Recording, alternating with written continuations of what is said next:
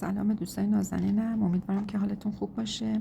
فصل تابستون رسیده و گرمای هوا. میخوام یه دورگ عربی آموزش بدم بهتون که خیلی ترنده این روزا و خیلی هم طرفدار داره.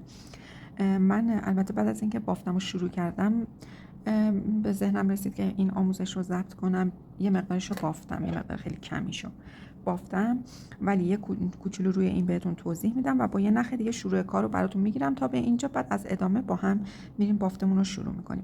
برای بافت این دورگ عربی باید ما به اندازه تقریبا حدود 50 سانتی متر زنجیره بزنیم. خب ببینید دوستان، حدود 50 سانتی متر که وقتی زنجیره رو اینجا میذاریم ما روی میز، بعد ببینید بافته که میشه جمع میشه یه مقدار. خب من 50 سانت زنجیره زدم، ولی الان که بافته شده این مقدار حدود 40 سانت شده، ولی بکشم ببینید بازتر میشه. خب پس حدود 50 سانتی متر زنجیره میزنیم. بعد که زنجیره رو زدیم من الان دیگه شروع میکنم. البته این بافتی که میخوام الان براتون انجام بدم یه مقدار کمتر من زنجیره میزنم که سریعتر به این مرحله برسیم.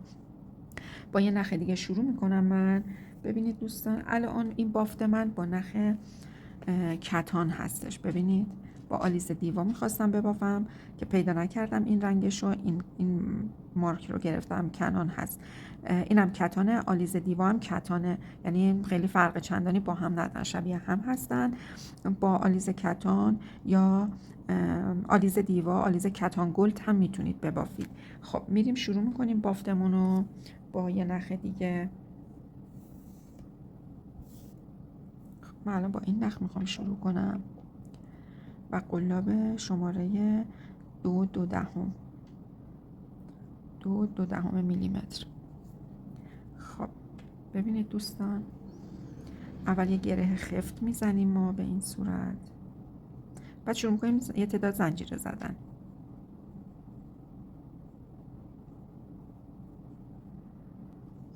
خب دوستان ببینید، برای زنجیرهای ابتدایی که میزنید میتونید قلابتون رو یه سایز بزرگتر بگیرید. من الان با 3 میلیمتر زنجیره هامو میزنم، بعد بهتون میگم دلیلش رو. ببینید اینجوری یه تعدادی زنجیره زدم. بعد حالا برای اندازه گیری سانتی مترمون که چند سانت ما زنجیره زدیم، ببینید به این صورت زنجیره ها رو میذارید روی زمین و به همین صورت. خیلی نمیخواد بکشید، نیازی نیست. و متر رو ما میذاریم. ببینید از اینجا تا اینجا من الان حدود 20 سانت زنجیره زدم. به خاطر اینکه میخوام بافتمون رو برای نمونه شروع رو فقط توضیح بدم، این تعداد براتون زنجیره زدم. حالا بعد میرم با اون قلاب کوچیک‌تره اصلی که میخوام ببافم، با اون شروع میکنم ببافت. ببینید الان میایم 6 تا زنجیره میشمریم، 1 2 3 4 5 6 و توی هفتمین زنجیره پای بلند میزنیم. حالا هم میتونید از اینجا، از این یه لبه گندمی بگیریم پای بلند بزنیم، هم میتونیم از حلقه پشتی زنجیره نخ بگیریم و توی حلقه پشتی ببافیم پای بلند رو. خیلی فرقی نمیکنه. بعد ادامه میدیم 3 تا زنجیره، نخ پشت قلاب، میایم 1 2 3 و 4 تا زنجیره میشمریم و حلقه پشتی رو میگیریم پای بلند. به همین صورت 3 تا زنجیره، 4 تا زنجیره از پایین رها میکنیم، 1 2 3 و 4. این 4می. قلاب بزرگتر گفتم برای زنجیره ابتدای کار به خاطر همین بود که ما بتونیم راحت این حلقه پشتی رو بگیریم، میخوایم ببافیم. به خاطر این گفتم زنجیره ها رو با قلاب بزرگتر بزنیم. حالا همین بافت رو ادامه میدیم تا میایم این در انتهای کارمون باید 7 تا زنجیره نگه داریم، 1 2 3 4 5 6 و 7. یعنی ما تا اینجا باید این بافت رو ببافیم. 3 تا زنجیره بالا زنجیره میزنیم و 4 تا زنجیره از پایین میشمریم و داخلش یه دونه پای بلند میبافیم تا اینجا. من میبافم میام. خب دوستان، من بافتم، این بافت رو انجام دادم، اومدم تا این انتها. 7 حالا یا 8 تا زنجیره میمونه. یه دونه زنجیره میزنیم. الان اینجا دیگه 3 تا زنجیره نیست، یه دونه زنجیره و توی پایه بعدی، یعنی توی زنجیره بعدی از پایین دیگه 3 تا 4 تا زنجیره نمیشمریم، همون توی زنجیره کنار پایه آخریمون. دوباره یک زنجیره، یک پای بلند توی زنجیره بعدی، یک زنجیره، یک پای بلند داخل زنجیره بعدی.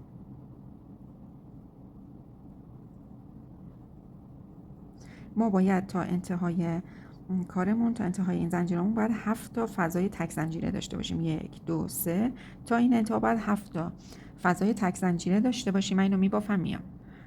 خب دوستان من بافتم، برای من 8 تا فضای تک زنجیره شد، اشکالی نداره. دوباره میایم یه زنجیره میزنیم توی همین فضای آخری که پای بلند رو زدیم.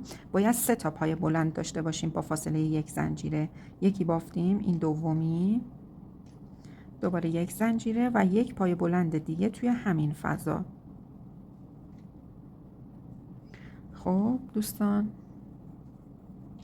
حالا میریم دوباره یک زنجیره و ادامه بافتمون میایم این نخ اضافه اول رجمون هم داخل بافتمون مخفیش میکنیم. به این صورت میایم این 3 تا پای بلند اول که هیچی رها میشه، میایم پایه آخری که اینجا زده بودیم از پایینش داخل فضای زنجیره وارد میشیم و پای بلند میبافیم.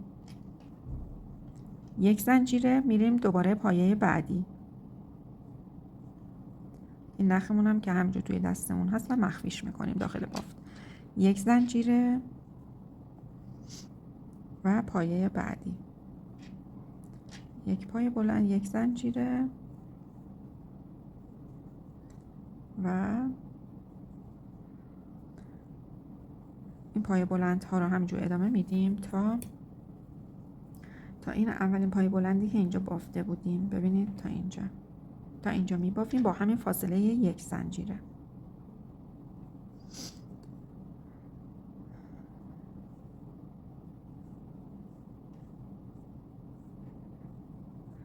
اون که اول رج گفتم زنجیره ها رو با قلاب بزرگتر بزنید، به خاطر اینکه ما چون میخوایم یه دور که بافت رو انجام دادیم داخل زنجیره دوباره دور میزنیم برمیگردیم، یعنی داخل هر زنجیره ما 2 تا پایه بلند داریم میبافیم. پس وقتی که قلابمون کوچیک باشه بافتمون یه خورده سفت‌تر میشه، منسجم‌تر و سخت میشه قلاب رو وارد کرد. قلاب که بزرگتر باشه یه خورده کارمون راحت تر میشه.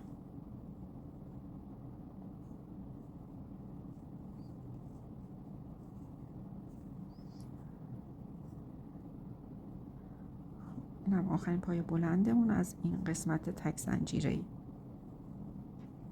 و بافتمون رو دوباره مثل اول رج که شروع کردیم حالا 3 تا زنجیره میزنیم. 3 تا زنجیره، 1 2 و 3 و پایین همین پای بلند میبافیم. پای بلند 1 2 3 تا زنجیره، یه پای بلند، 1 2 3 تا زنجیره، یک پای بلند.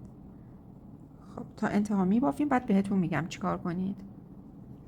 خب ببینید دوستان تا اینجا من بافتم، رسیدیم به اون 6 تا زنجیره اولمون بود که شمردیم و تو زنجیره 7 پای بلند زدیم. رسیدیم اینجا، الان 3 تا زنجیره میزنیم و از اینجا زنجیره هامون رو میشمریم.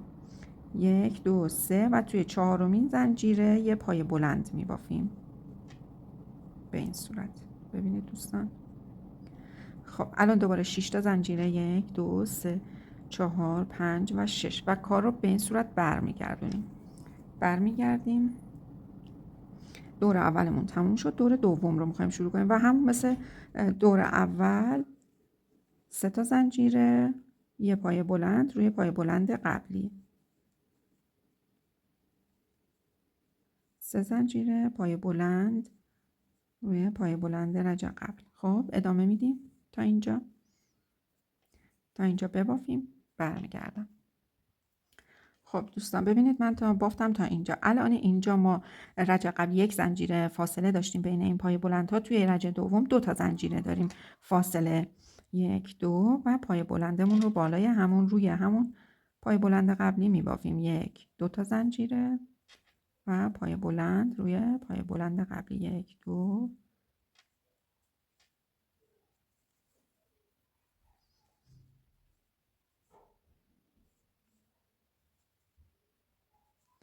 2 تا زنجیره، یک پای بلند، 1 2 پای بلند،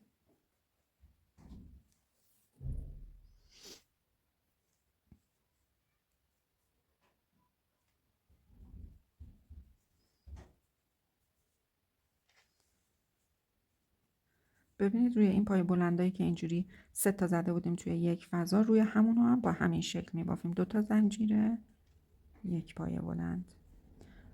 2 تا زنجیر یک پایه بلند. همینطور ادامه میدیم تا اینجا 2 تا زنجیر یک پایه بلند رو تا اینجا میبافیم. بعدش دوباره ادامه میدیم 3 تا زنجیر یک پایه بلند، 3 تا زنجیر تا این انتها میام دوباره به شما میگم. خب دوستان من ادامه بافت روی همین بافت اصلی دیگه توضیح میدم چون من بیشترش رو توضیح دادم، فقط یه قسمتش مونده که رو همین میگم. الان رسیدم به آخر رشت، 3 تا زنجیره زدم و نخ دور قلاب اینجا زنجیره ها رو میشمارم 1 2 3 و یک پایه بلند داخل این زنجیره میبافم به این شکل. 6 تا زنجیره 1 2 3 4 5 و 6. کارمون رو برمیگردونیم و دوباره شروع میکنیم. بالای هر پایه بلند یک پایه بلند و 3 تا زنجیره فاصله بینشون.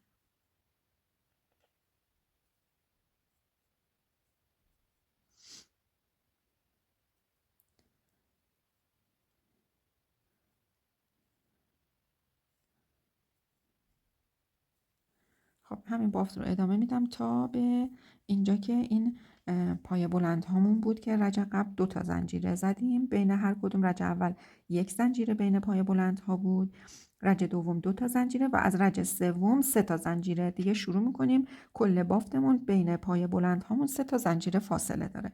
ببینید این قسمت حالت گرد میشه و بالای سر قرار میگیره، اینم که پایین میفته به این صورت. این قسمت بالا ببینید.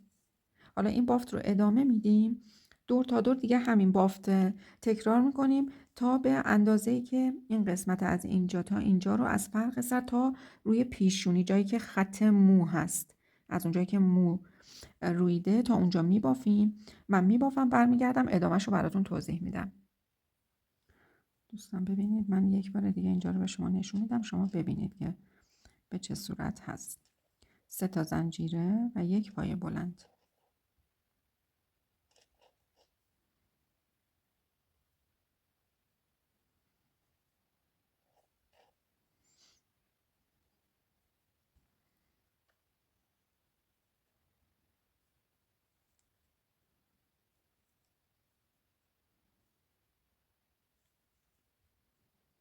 ببینید همین قسمت بالای سر هست که رج اول یک زنجیره فاصله بین پایه هامون بود، رج دوم 2 تا زنجیره، از رج سوم به بعد دیگه 3 تا زنجیره میشه بین پایه هامون، یعنی کل بافتمون همینه.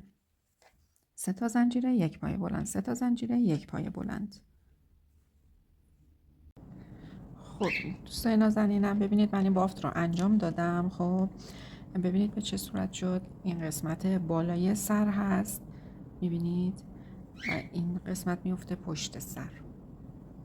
خب حالا میخوایم ادامه بافت رو براتون میخوام توضیح بدم. ببینید اینو میذارید روی سرتون، از این قسمت میندازید روی سرتون و از قسمتی که میخواین بند این درگ بره از روی گوشتون بره پشت سر و گره بخوره علامت میزنید. خب ببینید من با مارکر علامت زدم.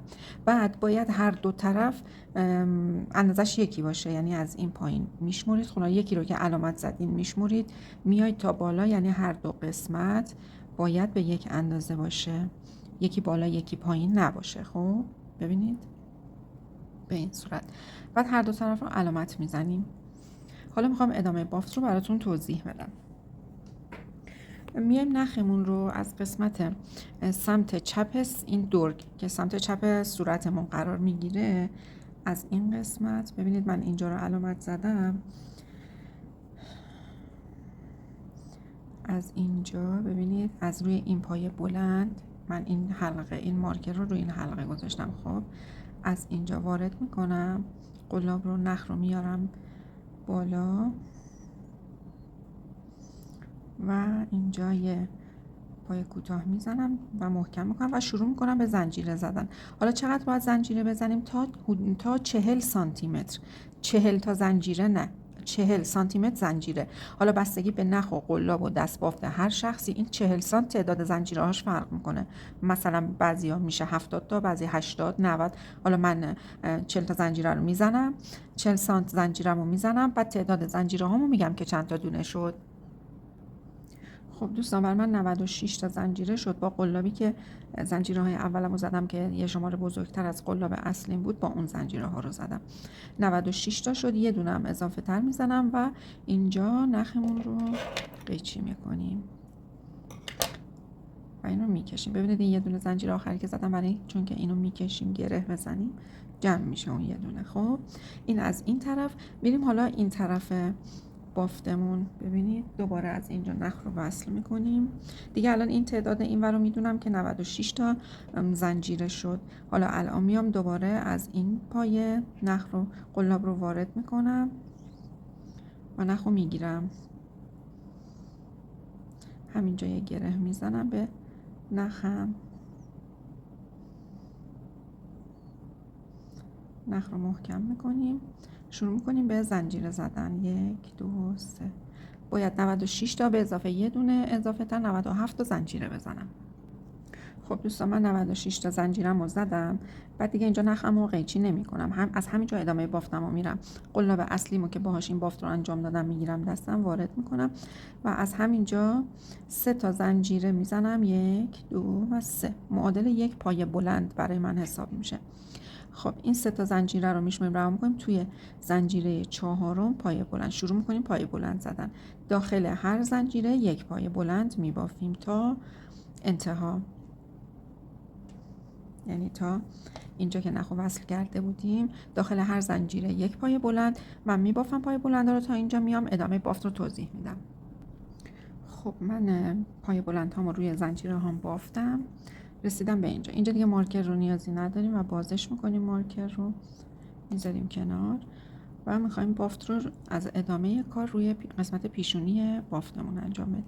این نخ رو هم میتونیم همینجا مخفی کنیم توی بافتمون، هم میتونید بذارید کنار. بعد از که بافتتون تموم شد توی قسمت بند این دور مخفیش کنید، هر جور که خودتون صلاح میدونید. میایم شروع میکنیم روی این پای بلندی که اینجا داریم یک پای بلند میبافیم.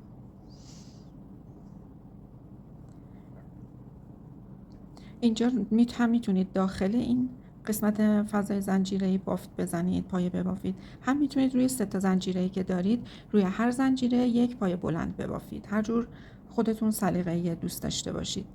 روی پایه بلند یک پایه بلند. ببینید روی این پایه بلند هامون هم ما پایه میبافیم تا برسیم به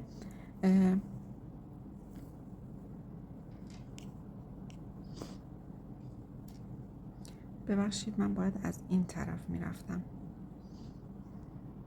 ببخشید دوستان، من داشتم برعکس بافت رو میرفتم که اون چند تا دونه رو باز کردم. ادامه رو از این قسمت میبافم.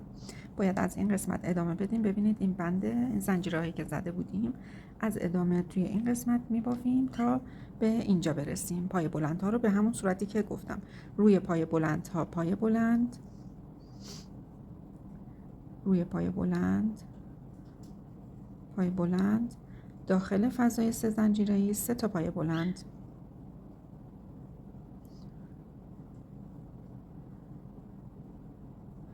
من نخ رو هم دارم همینجا مخفیش میکنم. دوباره روی پای بلند، پای بلند، داخل فضای 3 زنجیره‌ای پای بلند، 3 تا پای بلند. اضافه نخی هم که داریم قیچی میکنیم، در آخر کار قیچی میزنیم و کات میکنیم. دوباره روی پای بلند، پای بلند.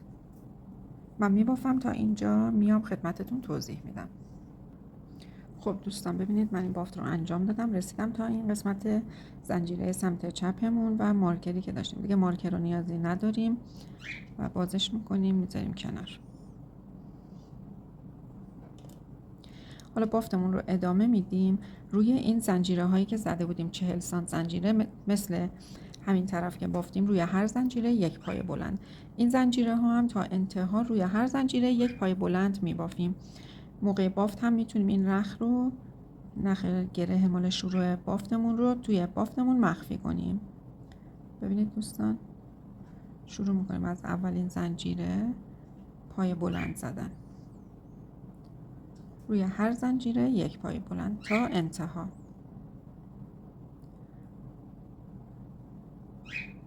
این زنجیره اول مال گره نخ بود که خود سفت بود. ببینید روی هر زنجیره یک پای بلند. من اینو میبافم تا انتها، میام ادامه بافت رو توضیح میدم. خب من اینو بافتم پای بلند ها رو تا آخرین دونه زنجیره هم. برای شروع رج بعد 3 تا زنجیره میزنیم معادل یک پای بلند، 2 زنجیره هم برای فاصله. کارمون رو برمیگردونیم. نخدور قلاب پای اول که روش زنجیره زدیم هیچی، 1 2 تا پای رد میکنیم، سر پایه سوم پای بلند میزنیم. دوباره 2 تا زنجیره، 1 2 تا پای بلند رد میکنیم، سر پای بلند سوم یک پای بلند، 1 2 تا زنجیره، 1 2 تا پای رد میکنیم، روی پایه سوم یک پای بلند. این بافت رو تا انتهای رجمون، تا انتهای این زنجیره ها میبافیم، برمیگردیم. رسیدم به آخر رج. ببینید 2 تا زنجیره، 1 2 تا پای رها رو پایه آخر، پایه سوم که برام میشه پایه آخر، یه پای بلند میبافم. حالا ممکنه برای بعضی از شماها این انتهای رجتون مثلا به جای 3 تا پایه 2 تا پایه مونده باشه، هیچ اشکالی نداره، هیچ مسئله پیش نمیاد. شما 2 تا زنجیرتون رو میزنین، یه پای رها میکنین، توی پای آخریتون پای بلند رو میبافین. برای رج بعد 3 تا زنجیره میزنیم به معادل یک پای بلند و یک زنجیره هم برای فاصله.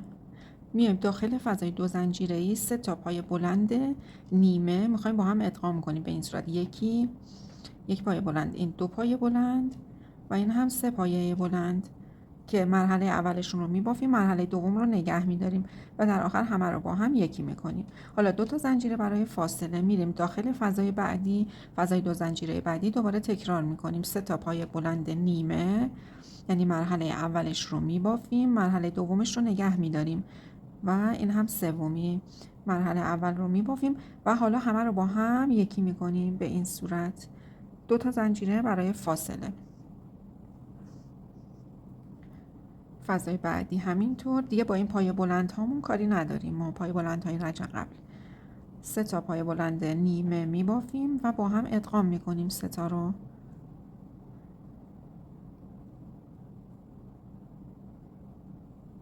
و 2 تا زنجیره برای فاصله. تا انتهای رج همین بافت رو تکرار میکنیم.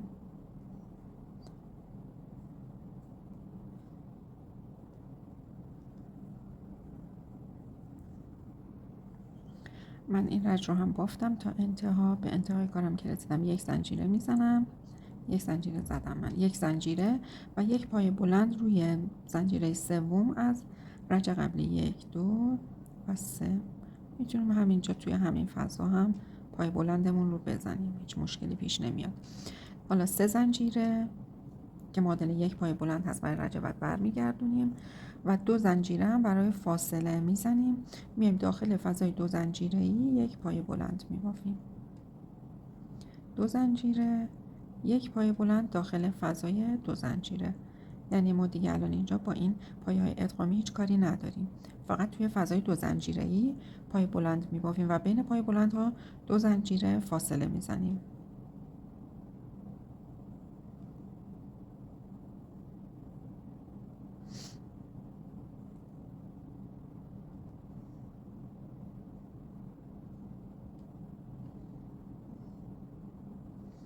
به این صورت این بافت رو تا انتهای کار ادامه میدیم.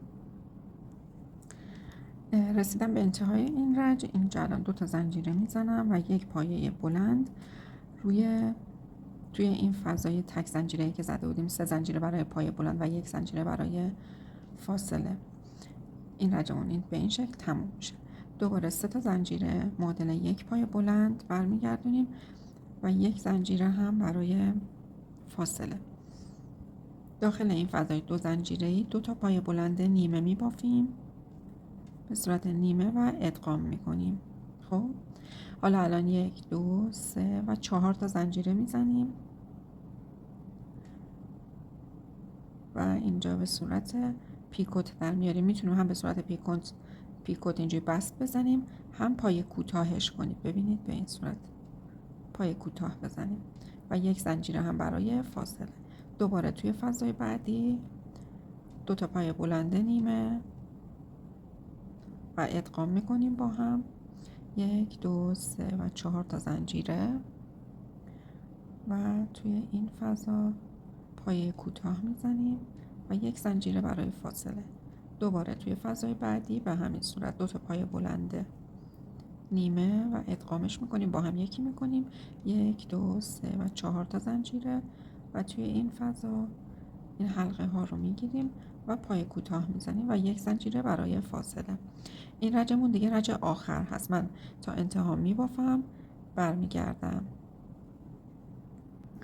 خب دوستان ببینید به انتهای کار رسیدم. الان اینجا من 2 تا پایه ادغامیمو بافتم، پیکوت آخرم هم میبافم، 2 3 و 4 تا زنجیره میزنم، از این حلقه های سر پایه میگیرم، یه پایه کوتاه میزنم، 1 زنجیره و 1 پایه بلند هم در آخر کار میبافم و تمام. میتونیم حتی این زنجیره آخر رو هم نزنیم دیگه، چون که انتهای کارمون هست تموم میشه. یه زنجیره میزنیم، کارمون رو محکم میکنیم و قیچی میکنیم نخ رو.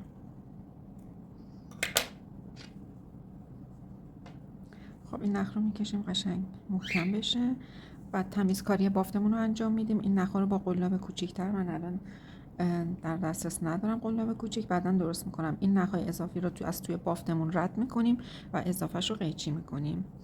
اینجا هم یه دونه دارم نخ اضافه و انجام میدم. بعد یه نکته‌ای که میخواستم بگم دوستان، ببینید من این قسمت اولیه بافت رو بخار زدم، ببینید چقدر لخت شده و ریزش داره. بافتمون قشنگ یک دست شده.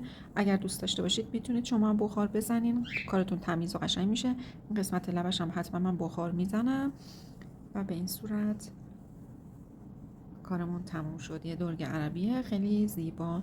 امیدوارم که از آموزش راضی باشید، از بافتش ببافید و لذت ببرید.